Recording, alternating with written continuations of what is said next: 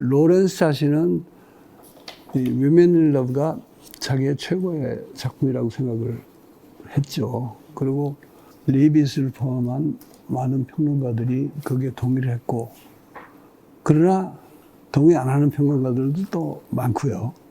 이제 그런 작품인데, 이 작품도 줄거리 이야기는 전혀 전달이 안 되잖아요. 그러니까 그거는 전제하고, 그러나 생판 모르는 시청자를 위해서는 그런 얘기를 좀 해주면서 해야지. 그 다음에 우리가 참 더 멋있는 얘기를 해도 그걸 받아들일 테니까. 이번엔 박여선 교수가 나의 야만적인 질문에 좀 응해 주시면 어떨까 싶네요. 네. 연애하는 여인들은 정말 줄거리를 말하자면은 사실 어떻게 보면 굉장히 쉽기도 합니다. 그냥 연애하는 여인들인 것처럼 정말로 두 여인이 어술라하고 이제 구두런이 사랑하는 이야기, 이렇게도 얘기를 할 수가 있는데요. 무지개에서 이제 어느 정도 한 단계를 넘어서 이제 다음 단계로 넘어갈 준비가 된 어술라가 일종의 후속작이죠. 이 소설에서는 이제 벌케인이라는 남자 인물을 만나가지고 로렌스가 긍정적으로 지지하는 어떤 되게 바람직한 남녀 관계를 향해서 둘이 여러 가지 우여곡절을 겪으면서 성취해 나가는 이제 그런 방향이 있고요. 두 커플이 나오는데, 다른 한편으로는 이제 구두런이 제랄드라는 인물을 만나가지고 반대의 극단을 달리는 이제 그런 방향으로 두 사람의 관계가 전개가 되는데요. 구두런은 아까 선생님도 말씀하셨듯이 무지개에서는 그냥 왔다 갔다 하는 어술라의 여동생이었는데, 이 작품에서는 구두런이 이제 장성을 해서 굉장히 잘 나가는 예술가가 됩니다. 예술가가 돼가지고 어술라가 선생으로서 이제 일하면서 부모님과 살고 있는 이 벨도보라는 작은 광산 마을의 집에 이제 다시 돌아오게 된 거죠. 돌아오면서 이제 이야기가 시작이 되는데요. 벨도보라는 곳이 이제 광산 마을인데, 이 광산을 소유하고 있는 소유주가 이제 토마스 크라이치라는 사람인데, 그 사람의 아들이 이제 제랄드 크라이치라는 사람이 있습니다. 이 사람이 이제 아버지의 그 대를 이어가지고 광산 사업을 계속 이어가는데, 한마디로 요즘으로 치면은 재벌 2세 같은 거죠. 근데 이 제랄드 크라이치라는 인물이 굉장히 독특한 인물이고, 이 연애하는 여인들에서 가장 인상적이고 가장 중요한 인물이 아닐까 생각합니다. 제랄드 크라이치는 완전히 현대적인 어떤 기술을 도입을 해가지고 이 광산을 현대화합니다. 제랄드는 기술공학을 이용해서 이제 광산 채굴과 회사 운영을 혁신하면서 이 평등의 권리를 주장하던 광부들을 앞서가 버리는데요. 이는 자본주의가 끊임없이 스스로 이렇게 혁신하면서 인간을 앞질러가는 모습의 전형이라고 할 수가 있습니다. 이제 이런 과정이 소설의 산업계의 거물이라는 장에서 자세히 묘사가 되는데요. 제랄드는 기술을 이용해서 땅속에 있는 자연의 물질을 자신의 의지대로 변형하고 정복하려 할 뿐만 아니라 광부들 역시 자신이 만든 기계 시스템의 도구로 만듭니다. 기술이 인간 광부들의 손을 떠나서 자기 나름의 독자적인 메커니즘을 만들면서 순수하게 기계적인 생산의 무한 반복이 가능해지는 건데요. 이 기계 시스템은 자연과 인간을 하나의 기능으로 전락시키고 도구화하고, 그렇게 해서 자연이 자연으로, 인간이 인간으로 존재하지 못하게 만드는 그런 시스템입니다. 선생님께서는 이 부분을 기술의 본질에 대한 하이데거의 사유와 연결해서 분석을 하셨는데요. 하이데거에 따르면 본래 기술이 진리를 드러내는 방식인데, 근대 기술은 여기에 관여하는 인간이 스스로를 도구화하면서 자신의 본질을 망각함으로써 새로운 인간으로 변화할 가능성을 막아버린다는 것인데요. 제랄드는 자신이 만든 이런 위대한 사회적 생산 기계라고 이렇게 말이 나옵니다. 소설 속에서.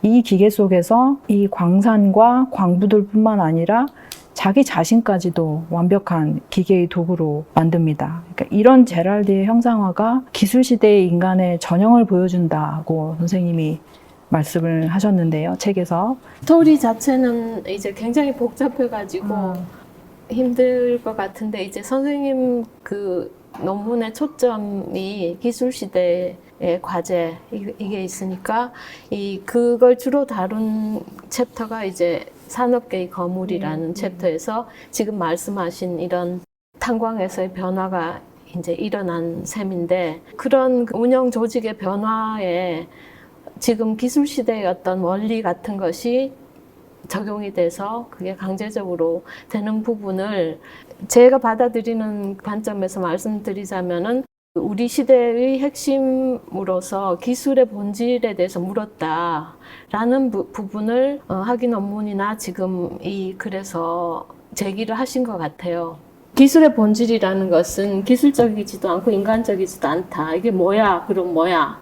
기술의 본질이라는 것은 사유하게끔 하는 그 무엇에 있다라는 얘기를 학위 논문에서부터 처음부터 그 말씀을 하시는 거예요. 그게 왜 이 얘기를 하셨을까를 지금 생각해 보면, 우리가 이제 러다이트 운동 같은 것들이 옛날에 있지 않았습니까? 기계가 파괴 운동이 생겼을 때, 혹은 지금도 생태 운동하는 사람들이 농업으로 돌아가야 된다는 얘기하면서, 근데 우리가 이제 물론 농업으로 돌아가야 되긴 하겠지만 돌아갈 수 없는 현실이라는 게 있는데, 그게 중요한 게 아니라 여기에서 사유하는 것이 중요하고, 그 기술 자체는 기술적인 것도 아니고 인간적인 것도 아니라는 것을 알아야 된다는 얘기가 선생님의 주제였던 것 같아요. 그래서 이야기가 좀 빨리 나가는 것일 수는 있겠지만, 물질 개벽과 정신 개벽의 문제를 이 책에서는 학위 논문에서 하이데거 얘기를 제기한 것이 로렌스 비평계에서는 정말 획기적인 일이었는데, 그 이후에 이제 마이클 베일 같은 유명한 비평가가 그 이후에 하기도 했지만 방식이 아주 달랐고, 기술 시대 문제가 가장 중요하다는 걸 제기한 것은 선생님 자리에 계시긴 하지만 정말 대단하다고 생각을 하고요. 근데 그보다 더 대단하게 중요한 성취로 저는 이 서양의 개벽 사상가에 와서는 그 얘기를 물질 개벽과 정신 개벽의 얘기로 더욱 구체화시켰다라고 생각을 해요. 네, 물질 개벽과 정신 개벽으로 넘어가기 전에 네. 기술의 본질이 형용사학적인 본질이라는 그거하고는 달라서 오히려 참 뜻이라고 할까? 그런 건데, 기술의 본질이 기술적인 것도 아니고 인간적인 것도 아니다. 그게 무슨 말이에요? 그러니까 뭐란 말이에요? 기술적인 게 아니다 하는 건 무슨 뜻이고, 예. 그걸 좀 이렇게 설명을 해줘야지. 제가 이해하는 걸로 설명을 해도 될까요? 저는 기술적이지 않다는 얘기는 기술주의적이지 않다라는 걸로 받아들였거든요. 기술주의적이 않다는 건 무슨 말이에요? 기술이라는 것이, 선생님 이제 설명을 참조를 하자면, 인간이 진리를 추구하는 여러 가지 방식이 있는데 그 중에 하나로서 기술이라는 것이 애초에 있었던 것이고, 그것을 진리 추구의 방편이 되지 못하게 표현하는 것, 기술주의적인 산술적이라고나 할까? 이런 식으로 되는 것 같아요. 오늘. 그러니까 더 쉽게 얘기합시다. 기술의 문제가, 네. 그러니까 근대 기술이나 옛날 기술이나 진리를 드러내고 존재를 드러내는 하나의 방편이다 하는 게 하이데거의 주장 아니에요. 네. 그러나 그 드러내는 방식이 완전히 바뀌어가지고 이 근대 기술이라는 건 굉장히 폭력적인 기술이잖아요. 파괴적인 결과를 갖고 있고, 근데 이제 그것을 기술적으로 해결할 수 있다고 생각하는 게 기술의 본질을 기술이라고 착각하는 사람이고, 인간적이라고 하는 것도 결국은 인간이 정신 차려가지고 그 휴머니즘에 입각해서 이 기술을 활용하면 된다, 이렇게 생각하는 것도 기술의 본질을 망각한 것이다, 보는 것이다, 이제 그런 얘기거든요. 그러면은 어떻게 할 것인가 하는 게 이제 그 다음 과제인데, 이제 그때 가면은 정신개혁 얘기도 할 수 있고 그렇지만은, 결국은 근대 기술 또 현대 기술 문명, 기술공학 시대를 비판하고 규탄하는 사람들이 그걸 제대로 해법을 찾지 못하는 이유가, 좋은 기술을 개발해가지고 해결하려는 그게 이제 기술주의적인 해법이고, 또 하나는 인간이 정말 정신 차려가지고 인류를 위해서 이 기술을 잘 쓰면 된다 하는 게 이게 인본주의적인 휴머니즘적인 사고거든요. 근데 그것도 안 된다는 안 거죠. 된다. 그래가지고는. 그러니까 기술의 본질이 기술적인 것이 아니라는 거를 깨달아야 되는데 그 깨달음이 어떤 것인가 하는 문제가 우리가 이제 하이데거를 생각할 때 하는 문제가 있고 실제로 그것을 연애하는 여인들이라는 소설에서는 로렌스가 어떻게 표현했는가 하는 문제가 있죠. 근데 아까 그 줄거리 요약한 데서 하나만 보충을 하자면은 어슬라 구드로는 자매간이잖아요. 그리고 이제 각기 다른 남자하고 연애를 하는데 그 두 남자가 굉장히 대조적인 것 같지만은 동시에 친한 친구들이에요. 그리고 버킨이라는 남자는 끝까지 제랄드와의 우정을 뭐 좀 성취시켜보려고 노력하다가 결국 안 돼서 제랄드는 제랄드로 죽고 마는데 그러니까 제랄드하고 버킨은 또 그 묘한 친구 관계라는 거 이것도 중요한 이야기의 줄거리 일부인 것 같아요. 기술적이거나 인간적으로 안 된다는 저도 선생님 그런 뜻으로 말씀을 드리려고 했는데 그렇고 그 두 남자의 관계에 대해서 저도 관심이 많아가지고 거기 이제 소설 내용을 잘 모르시는 분들이 많으실 테니까 두 남자와 두 여자가 이제 두 쌍인 거예요. 근데 서로 여기는 자매고 이쪽은 친구 사이입니다. 남자 주인공에 해당되는 버킨이라는 사람은 여자 주인공인 어슬라하고 우여곡절 끝에 성공적으로 이제 사랑이 맺어지는 관계고 밑에 여동생하고 이 제랄드라는 이 탄광주도 연애 관계이긴 한데 두 남자 사이에 굉장히 관계가 계속 진전이 되는 거예요. 소설이 이 연애 관계가 진전되면서 이 두 남자 관계도 진전되는 식으로 나와서 비평가들은 이게 동성애 코드다. 로렌스가 이제 동성애 코드를 숨겼다. 이렇게 말하는 사람이 굉장히 많고 묘사 자체도 그렇게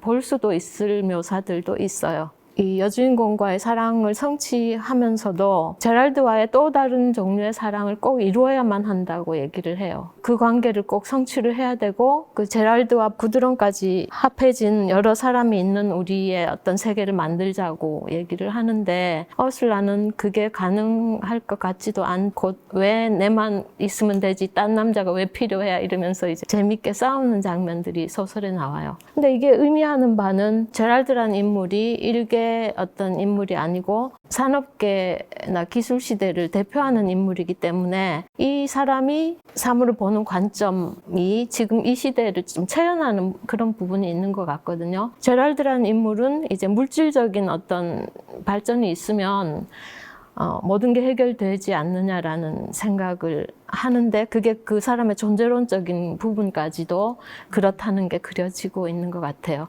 그런 제랄드를 버킨이 두 사람의 관계를 통해서 거의 변화시킬 뻔하는 데까지 가요. 그러다가 버킨이 하는 말이 제랄드 너는 여자하고 관계를 맺기 전에 나하고 먼저 어떤 의형제적인 관계를 맺어야지 변할 수 있고 여자하고도 사랑을 할 수 있다 이렇게 얘기하는데 그거를 뿌리쳐요. 뿌리치고 결국 죽게 되거든요. 거기서 이제 핵심적인 문제라고 제가 생각하는 것은 인간관계에서 선생님 이제 자주 말씀하시는 것처럼 어떤 지혜의 관계. 제랄드는 버킨의 어떤 부분에서 어떤 존재의 변화를 받아들였어야만 되는데 그걸 받아들이지 않는 부분이 있었던 것 같아요. 그래서 이건 좀 이따 얘기하려고 했는데 그 평등의 관계에서는 관계와 관계 사이에 어떤 이렇게 그야말로 이렇게 얽힘이 이루어지지 못하는 단자적인 관계가 있는데 그래서 저는 혼자서 고민을 하면서 이제 평등이란 건 이퀄하다는 얘기잖아요. 근데 평등의 반대말이 뭘까라고 생각을 했는데 평등의 반대말이 불평등이라기보다는 저는 지혜가 아닐까라는 생각이 좀 들거든요. 버킨의 그 목소리에 작가인 로런스의 어떤 의도가 좀 담긴 것 같기도 하고, 버킨이라는 인물이 제럴드에게 이제 먼저 권유를 하잖아요. 남자 간의 우애를 통해 뭔가 진전이고 성장이 있으면 여성들과의 사랑, 연애도 더 좋아질 거다. 뭐 이런 이야기를 할 때 로런스의 좀 작가의 발언이 좀 들어간 게 아닐까, 그냥 그런 재미도 조금 느껴졌고요. 사실 그보다 더 중요한 건 선생님도 설명하셨지만 제럴드가 그 당시 산업계의 거물, 탄광주 2세대, 서구 근대 자본주의도 그렇지만 기술, 기계 문명을 상징하고 이렇게 자멸의 길을 걷는 전형적인 인물로 이렇게 그려져 있잖아요. 그래서 사실은 로런스 입장에서는 그 기술, 아까 선생님이 이제 하이데거 기술론을 잠깐 말씀하시면서 기술 자체가 사실 나쁜 게 아니고 삶의 진리를 잘 구현할 수 있는 방법도 있지만, 서구 근대의 기계 문명에서의 기술이라는 게 워낙 파괴적이고 자연이나 인간을 너무 지나치게 대상화해서 파괴해가는 속성이 있으니까 이런 문제에 대한 고민을 이 제럴드라는 캐릭터를 통해 이제 작가도 했던 것 같아요. 그렇다고 해서 선생님 말씀대로 또 로런스가 대안을 과거로 되돌아가는 그런 목가정, 농촌 경제 이런 걸 이야기할 수도 없었을 것 같아요. 그러니까 이 막다른 골목에서 어떤 인식의 전환이라고 해야 되나? 서구 근대주의, 기술 문명, 과학 문명의 이 막다른 골목, 이제 추락해가는 듯한 이 위험성, 그거에 직면해서 어떤 근본적인 사유의 전환, 이런 거를 좀 로런스가 모색하지 않았을까. 그리고 제가 잘은 몰라도 그런 작가의 큰 인식의 전환, 새로운 삶의 양식을 좀 만들어야 되겠다라는 그런 어떤 긴박한 문제의식이 선생님이 만약 개벽의 사상사라고 한다면 그 개벽의 정신 그런 거와 공통분모가 있을 것 같아요. 그래서 뭐 이야기가 진행돼도 된다면 이 개벽의 정신이라는 걸 통해 비슷한 시대의 동아시아, 한국, 한반도에서의 어떤 사람들의 문제의식과 방금 잠깐 이야기했었던 로런스의 기술문명 시대의 어떤 긴박한 문제의식을 연결할 수 있지 않을까. 그래서 아마 선생님 제목에도 그렇게 이제 도드라지게 나온 것 같은데요. 네. 하이데거 얘기를 좀 쉽게 하자. 또 뭐 하이데거 얘기가 반드시 그렇게 어려운 얘기가 아니다. 라고 내가 얘기했는데 그 말은 좀 설명이 필요한 것 같아요. 내가 말하는 취지는 그런 겁니다. 하이데거라는 사람이 철학이라는 학문, 그 이제 서양 철학을 그 사람 통틀어서 현리학이라고 부릅니다. 진짜 온전한 사유, 독일어는 이제 덴켄이죠. 그 사람은 철학이란 말 대신에 덴켄을 강조하는데 그 덴켄의 일부밖에 하지 못하고 점점 더 그 덴켄을 하기 어렵게 만들어 왔다. 이제 그 사람이 그 주장이거든요. 그러니까 그러지 말고 우리가 좀 온전한 생각을 해보자. 창비 몇 호였나? 원불교의 안세명 교무가 원불교의 개벽사상 얘기를 하면서 제목을 우리 정신 차리자 이렇게 달았잖아요. 생각을 하면 살자.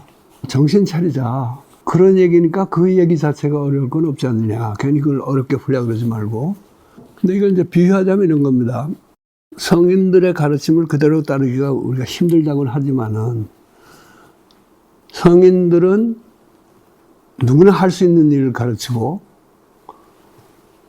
석학이나 학자들은 공부 많이 하는 사람들, 그 사람들이 많이 할 수 있는 그런 걸 가르친다. 이런 말이 있죠. 말하자면 하이데거가 말하는 덴켄이라는 거는 누구나 할 수 있는 것이고 누구나 해야 하는 것이고 철학자들은 원래 자기들 비슷한 사람 아니면 못하는 그 작업을 하고 있고 또 가르친단 말이에요. 그 하이데거가 이제 주장하는 거는 철학자들의 작업이 의미가 없다는 게 아니라 서양의 그 정신사에서 보면은 온전한 생각하는 것과 점점점 거리가 멀어져 갖고 지금은 적극적으로 방해를 하고 있다. 이제 그런 얘기예요.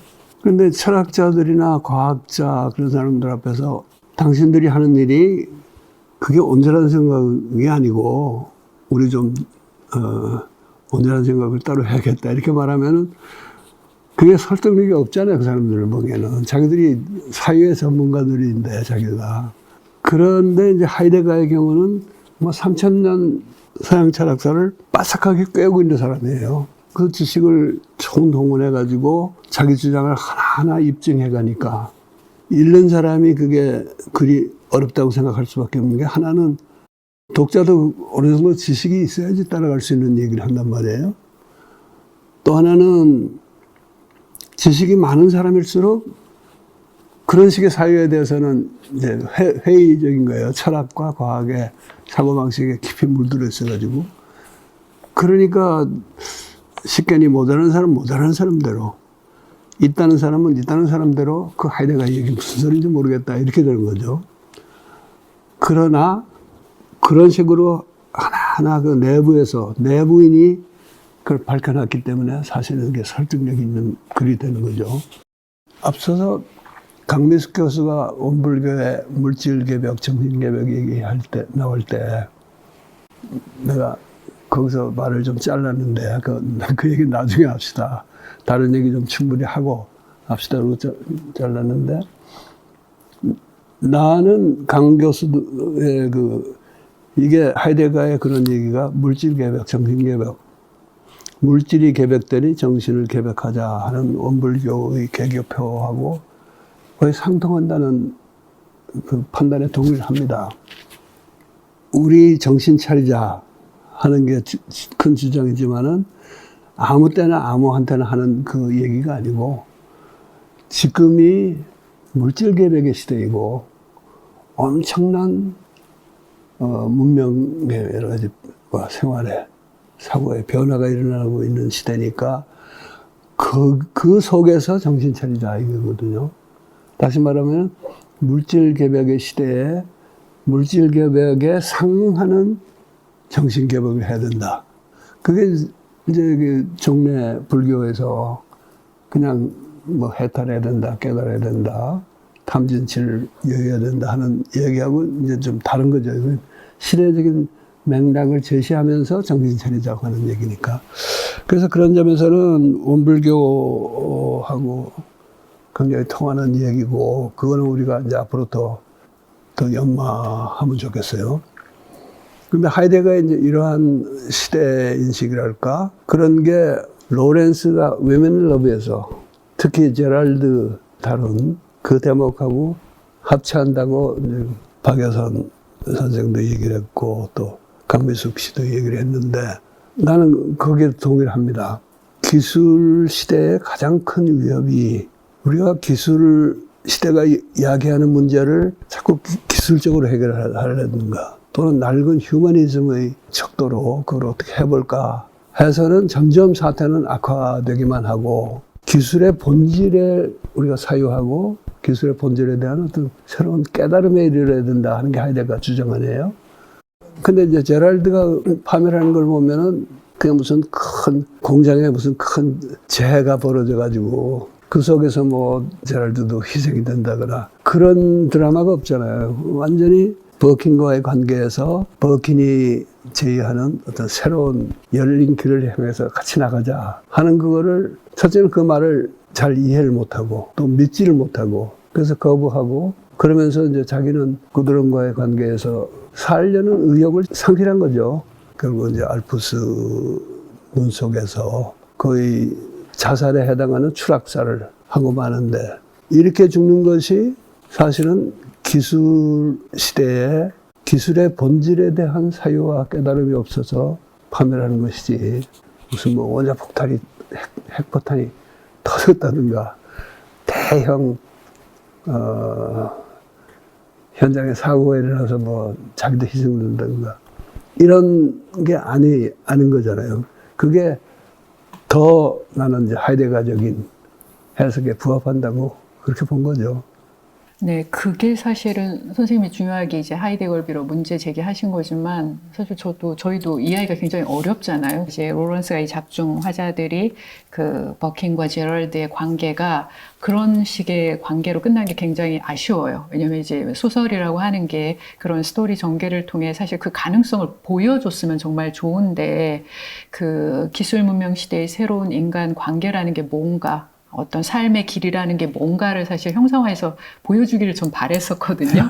근데 이제 강민숙 교수님도 그 이제 헤어지고 이제 뭔가 각자 특히 이제 제럴드는 파멸로 버킨도 그걸 이루지 못하고. 근데 혹시 제가 소설의 내용을 모르니까 그런데 로런스가 그런 부분, 그런 새로운 관계론, 어떤 대안적 삶과 같은 걸 형상화해 놓은 구절도 있나요?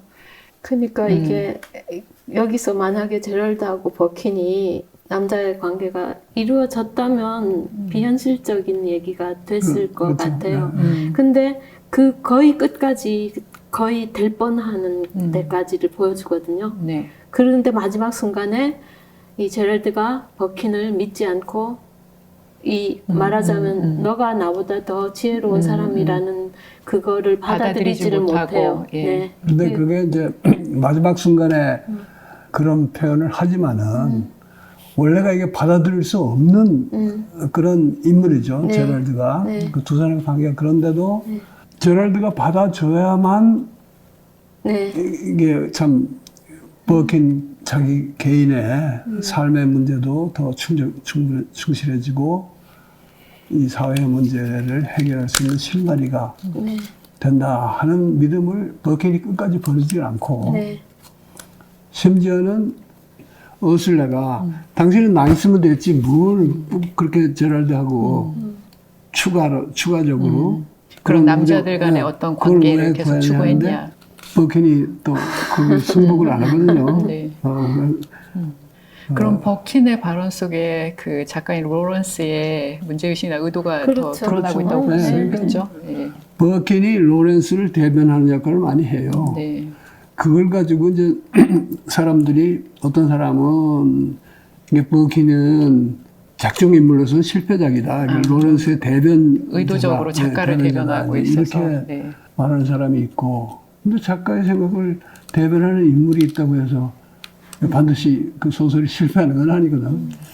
또 어떤 사람들은 가령 박진 같은 사람을 끌어가지고 그 대화적 상상력 얘기하는 박진에서 버킨이 일방적으로 로렌스의 생각을 대변하는 것 같지만은 그게 우선 어슬라가 계속 안티를 걸고 또 이런저런 견제 장치가 있기 때문에 이거는 박진식의 대화적인 상상력이 작동하고 있는 그런 작품이다라고 해서 그래도 높이 평가하는 사람도 있어요. 근데 나는 박진이라는 사람은 개벽 사상가는 아니야. 훌륭한 그렇기 때문에 서로 이렇게 대화가 이루어지고 뭐 어느 한 주장이 일방적으로 관철되지 않고 하는 그런 상태면 그거 아주 만족하고 네. 좋아하는데 로렌스는 거기에 안 좋아하는 사람이 아니에요. 그거를 뚫고 하여간 뭔가 새로운 거를 제시해 보려고 그러고 버킨이라는 통해서 제시하면서 또 한편으로 그걸 또 견제하기도 하고 그렇기 때문에 박진적인 면모가 분명히 있지만은 박진하고 로렌스는 또 다른 적인 것 같아요. 그래서 예술적으로도 박진식으로 해석해가지고 높이 평가하는 것도 로렌스를 충분히 알아주는 게 아니고 그렇다고 로렌스의 자신의 주장이 버킨을 통해서 많이 표현되어 있기 때문에 이건 뭐 실패한 소설이다. 이렇게 보는 것도 그것도 정당한 해석은 아닌 것 같고요. 로렌스가 개벽사상가라는 거에 동의 못하는 사람은 이 작품에 대한 정확한 평가를 잘 못하는 것 같다라고 얘기했는데 바로 이것도 그런 대목이에요. 버킨과 어슬라의 관계가 제랄드나 구드론의 관계만큼 실감나지 않고 형상화가 덜 돼 있다. 이렇게 말하는 평자들이 많고 그 중에 한 예를 강 교수가 그래서 지적하기도 했는데 그거는 개벽사상에 대한 무관심에서 나오는 그 참 낡은 평가 방식이라고 나는 보거든요. 로런스가 얘기하는 뭐 선생님 강조하신 사유의 모험, 사유의 도전, 사유의 모험이라고 그랬었죠. 예. 뭔가 그런 것을 통해서 기술의 본질에 이제 접근을 해야 될 텐데 이게 좀 어려운 주제다 보니까 아까 또 설명을 하고 지나가신 그 여성 주인공 어슐라와 연인 버킨의 그 대화가 조금 더 분명하게 사실 제시됐으면 독자 입장에서는 쉽게 로런스의 사유의 모험을 통해 접근할 수 있는 기술의 본질 그 두 가지 측면을 다 이렇게 아우를 수 있는 그런 거에 이해하기가 좀 쉬웠을 것 같거든요. 근데 이제 선생님이 거기에는 어떤 작가의 의도가 있는 것처럼 말씀하셨어요. 구드론과 제랄드 사이의 이야기처럼 아주 노골적으로 이렇게 진행되지 않고 뭔가 이 더 중요한 어슐라와 그 버킨 사이의 대화는 아쉽지만, 그러니까 뭔가 갈등과 그 대립 속에서 미묘하게 이렇게 좀 아쉽게 끝이 난다 이렇게 말씀하셨는데, 거기 또 묘미가 있는 것처럼 이야기를 하셨잖아요. 그러니까 그거에 대해 좀 잘 모르는 사람 입장에서는 그게 더 흥미가 있고, 그걸 통해 이 로런스가 뭘 얘기를 해주고 싶었을까, 이 기술의 본질을, 하이데거식이 그런 본질을 좀 꿰뚫어 보면서 그런 이야기를 좀 더 듣고 싶기도 하네요. 네. 어슬라하고 버킨이 마지막까지 이렇게 합의를 못 보는 것, 그거는 뭐 둘이 헤어진다는 거 싸우는 그런 문제는 아니죠. 두 사람의 근본적인 일치를 전제로 이제 견해 차이가 나오는 건데, 그 견해 차이가 끝까지 남는다는 것에 대해서 비평가들은 되게 좋게 얘기해요. 어느 딱 결론을 안 내고 마니까. 근데 그거를 무조건 둘이 서로 견해가 다른 가운데 이게 끝나기 때문에 오픈 엔딩이라 그래가지고 열린 결말이고 어느 한 가지 결론을 내는 것보다 낫다. 이 정도로 해석을 하는데, 나는 이 책에서 조금 다른 해석을 했죠. 네. 뭐냐면은 어느 한 사람이 이기고 어느 사람이 지는 관계로 하지 않고 팽팽하게 맞서는, 거기서 끝나는 그거 자체가 묘미가 있지만은, 어떤 의미에서는 어슬라가 끝까지 동의를 안 해준다는 게 버킨의 입장의 유효성을 말해주는 것이기도 하다. 어? 오히려 버킨의 입장의 유효성을 예, 이렇게 예. 입증하는, 예, 그러니까 방증하는. 대다수 좋게 해석하는 사람들은 어슬라의 입장이 있고 버킨의 입장이 있고, 열린 결말로 근데 이제 놓아두는. 둘이 어느 한쪽도 이기지 않는, 그런데 어느 한쪽도 이길 수 없다는 것이 어떤 의미에서는 그 두 사람 관계에서 그 오히려 더 정상적이고, 버킨의 입장이 이게 어떤 무게가 또 실리는 거 아닌가. 그렇다고 뭐 어슬라가 틀렸다는 건 아니지만은 버킨의 주장에 정당성을 뒷받침해 주는 면도 있다. 이제 이렇게 해석을 했거든요. 그 연애하는 여인들의 결말을. 근데 그건 뭐 모르겠어요. 그건 이제 나중에 우리가 여성성, 남성성에 대한 얘기를 네. 할 때 다시 얘기할 수 있겠죠. 네.